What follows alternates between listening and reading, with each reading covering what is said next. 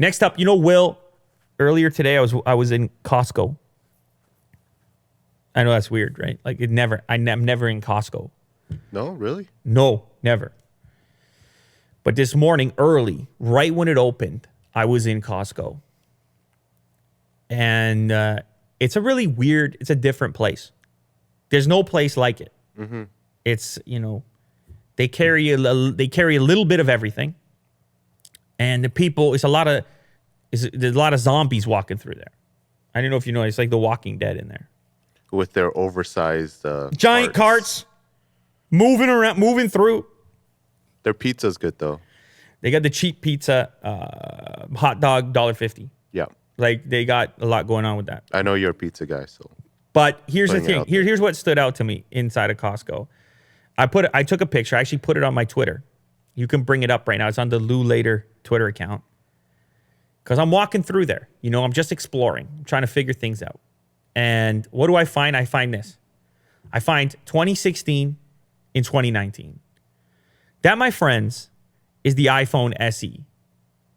That's a phone that was released in 2016.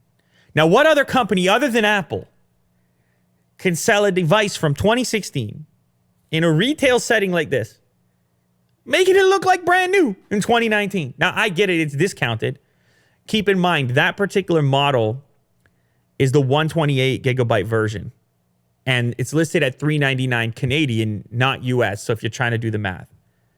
I'm on their website right now. I'm on Costco's website. And they do also carry a 32 gigabyte version for $299.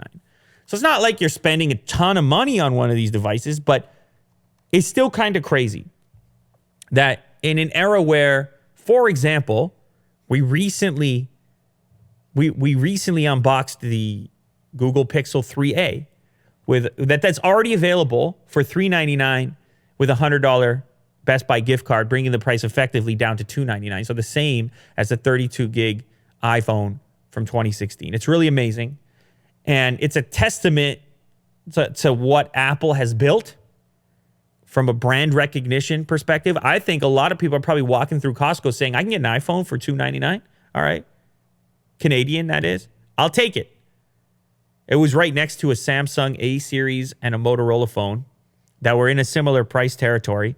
I think people are saying I could get an iPhone for that. The other thing I think it says is that maybe there's still a market for a smaller smartphone because that's what the SE is. And it's really like your last way to get into a tiny little smartphone. Maybe there's a subset of the customer base that's just like, I don't want one of these giant things. And maybe they're still picking this thing up.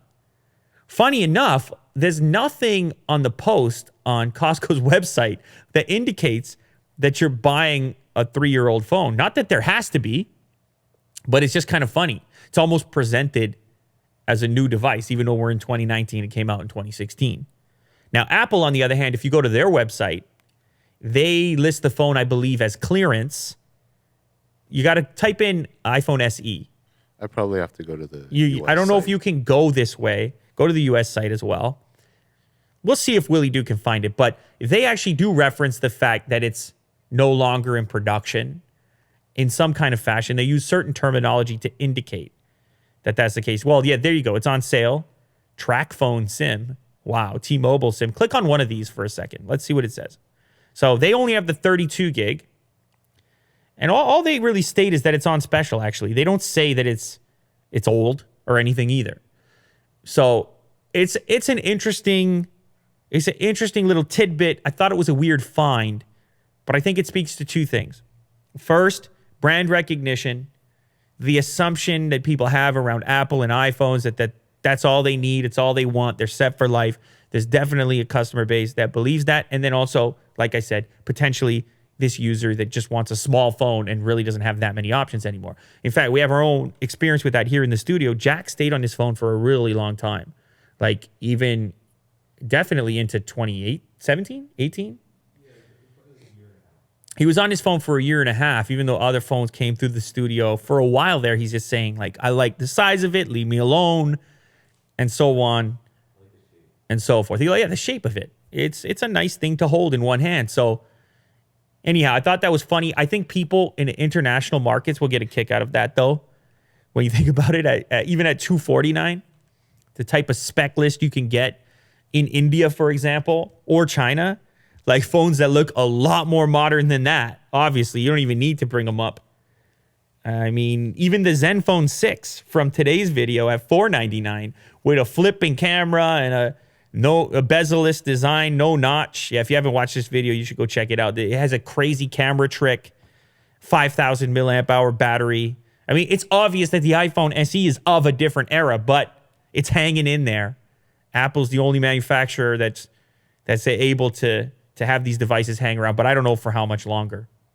Speaking of the Google Pixel 3a, it's now available for the first time on Amazon, but I don't recommend you buy it there. First of all, it's got a weight on it, and there's no incentive, no discount, even though B&H and Best Buy, as we talked about yesterday, have a deal, the $100 gift card on the Pixel 3a. So I don't know. I mean, I maybe you're just an Amazon fan. You got to buy it off Amazon. I think Amazon should improve this, give you a little special perk as well. Maybe they will soon when they get stock. But anyway, if you were holding out to see this phone on Amazon, there you have it. It's now listed, at least.